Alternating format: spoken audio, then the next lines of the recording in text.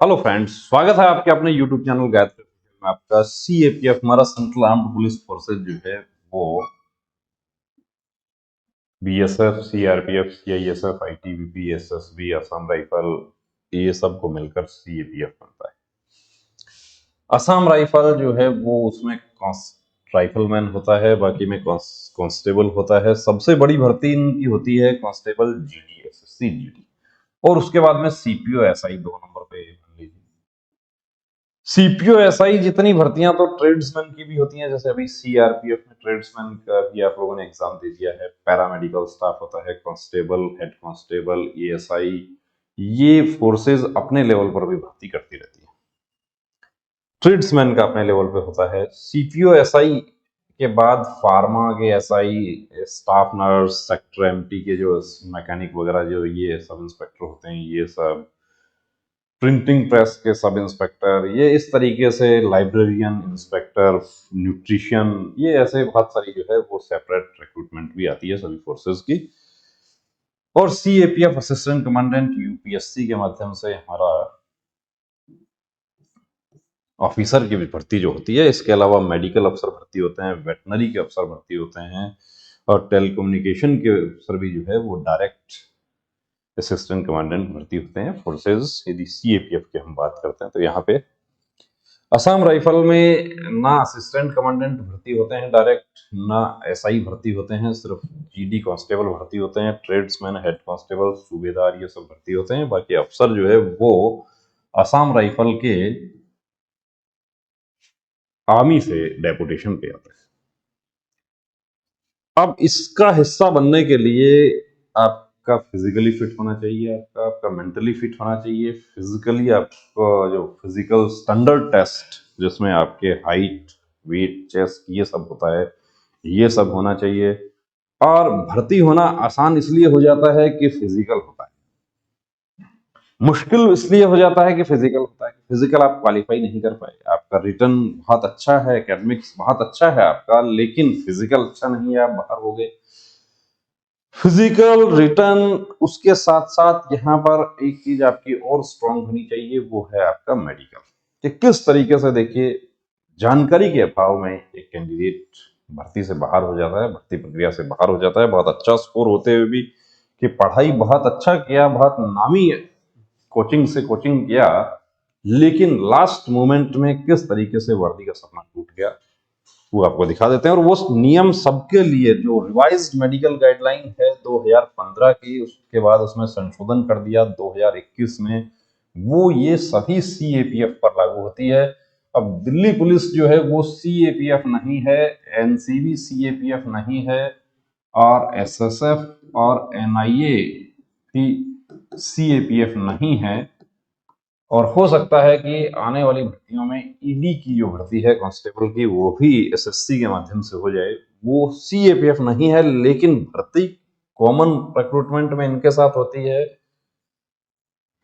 Sub inspector Delhi police, इनके साथ भर्ती होती है, तो मेडिकल गाइडलाइन वही उनके ऊपर लागू होती है। हालांकि दिल्ली पुलिस के जो कांस्टेबल और जो दूसरे रिक्रूटमेंट है, उनका मेडिकल जिला अस्पताल से होता है, लेकिन गाइडलाइन तो देखिए वो जिला अस्पताल वाले भी वही फॉलो करते हैं। अब यहां पर ये एसएससी जीडी 2022 का आप देख रहे हैं, अच्छे से आपको नजर आ रहा होगा। पहचान छुपाने की कोशिश की है हमने। सिर्फ एक पॉइंट था मेडिकल में, वो था tattoo on saluting hand side. ये पॉइंट बना इनका, इसकी वजह से इनको अनफिट किया, इसकी वजह से ये अनफिट होते हैं। री मेडिकल, वेरी नेक्स्ट री मेडिकल। टैटू में 2021 से पहले कोई अनफिट नहीं होता था। क्यों नहीं होता था? क्योंकि टैटू का पॉइंट बना, सिविल हॉस्पिटल में गए, वहां से सर्जरी करवा लिया, सर्जरी हो गया, सिविल डॉक्टर ने लिख के दे दिया कि ये टैटू रिमूव हो चुका है और ये अभी री मेडिकल के लिए एलिजिबल है। और री मेडिकल होता, री मेडिकल में टैटू आप रिमूव करवा के जा रहे हैं, कोई प्रॉब्लम नहीं है, फिट हो जाते हैं। लेकिन जब से ये 24 आवर्स का रूल लागू किया है, 24 आवर्स रूल लागू किया मई 2021, और इसके तहत पहली भर्ती हमारी हुई थी आईटीबीपी ट्रेड्समैन, जो 2017 की भर्ती थी, उस वजह से वो लंबित चल रही थी। इसका मेडिकल सबसे पहला नई मेडिकल गाइडलाइन के तहत हुआ था। दूसरा मेडिकल नई मेडिकल गाइडलाइन के तहत हुआ था, सीपीओ सब इंस्पेक्टर 2019। तो यहां पर देखिए टैटू की वजह से, अब इनका टैटू कैसा है वो भी आपको दिखा देंगे। री मेडिकल बोर्ड का जो ओपिनियन है वो देख लीजिए आप। री medical examination, during examination board members at re-medical examination during examination found tattoo 3 by 2 centimeter on right forearm inner aspect, hence declared unfit, ये unfit 23rd battalion Dehradun DDN। अब इनका टैटू कैसा है वो आपको दिखा देते हैं। धार्मिक टैटू है तो किसी ने मिसगाइड कर दिया कि ये टैटू जो है वो रिलीजियस टैटू है तो आप फिट हो जाएंगे। अब इसको रिमूव करवाने का क्या तरीका, देखिए सबसे बेस्ट तरीका रिमूव करवाने का है, हालांकि कुछ कैंडिडेट, मैं ये नहीं कह रहा कि रिमूव करवाने वाले सभी फिट हो गए, इस बार की भर्ती में तो ये भी देखा गया कि इस तरह के जो टैटू थे वो रिमूव करवाने के बाद जो निशान बचे हुए थे उसमें भी कैंडिडेट बाहर हुए, यदि ये इनर एस्पेक्ट पर है। फिट भी हुए, लेकिन कि टैटू था, टैटू रहेगा तो देखिए टैटू रिमूव होगा। यदि आपने टैटू का इसका सर्जरी आप करवाएंगे तो इसकी सर्जरी जो है वो ये इस तरीके से कटेगा, इस तरीके से कटेगा और निशान जो है इसको खींच के निशान लगाया जाता है। स्किन जो है वो थोड़ा खिंचाव आ जाता है, उसमें स्टिचेस यदि खुल गए तो किलोइड बन जाता है, वहां परेशानी हो गई, फिर लेजर करवाना पड़ता है। लेजर इसका होगा तो कैसा निशान रहता है वो आपको बता दूं। ये आप देख रहे हैं ये सिर्फ एक दिन का। जो लोग ये कहते हैं कि लेजर से तो 5 सीटिंग 6 सीटिंग होता है, नहीं, एक सीटिंग में भी लेजर से रिमूव होता है और लेजर से 2 3 4 महीने की अवधि में बिल्कुल ऐसा हो जाएगा कि जैसे टैटू था ही। ये टैटू है, वही ओम है, रिलीजियस टैटू है। रिमूव करवाया, ये पहले दिन तुरंत रिमूव करते ही दवा लगाया जाता है उस पे और उसके बाद ये इस तरीके का तो आप देख रहे हैं। उसके बाद एक बार जो इंक बचा हुआ है वो उसका फुलावट होता है, बाहर निकल जाती है, फिर ये व्हाइट हो जाता है और व्हाइट होने के बाद धीरे धीरे ये जो है टैटू आपका क्लियर हो जाता है।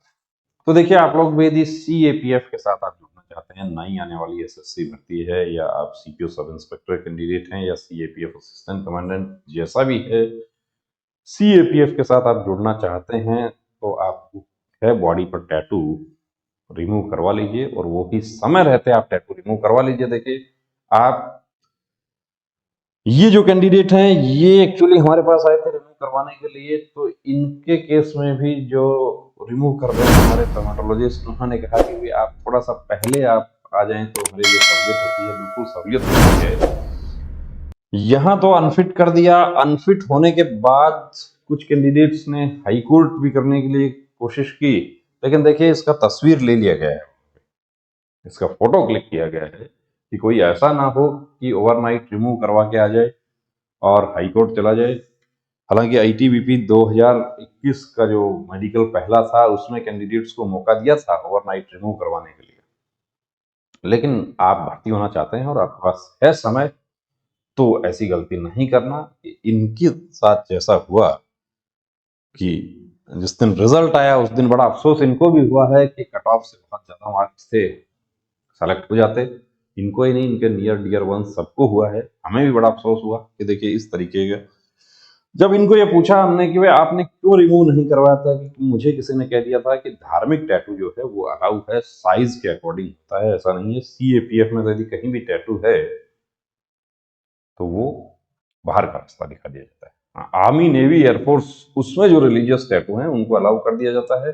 अब रिलीजियस टैटू के अलावा यदि आपने बनवा रखा है, तीर का निशान आपने बनवा रखा है इस तरीके से, तो वो रिलीजियस नहीं है, उसको आप जस्टिफाई नहीं कर सकते कि ये रिलीजियस है। हाँ, आपने बनवा रखा है ये, तो ये रिलीजियस है। आपने ओम बनवा रखा है वो रिलीजियस है। आपने अपने नाम का पहला लेटर लिखवा रखा है वो भी चलेगा।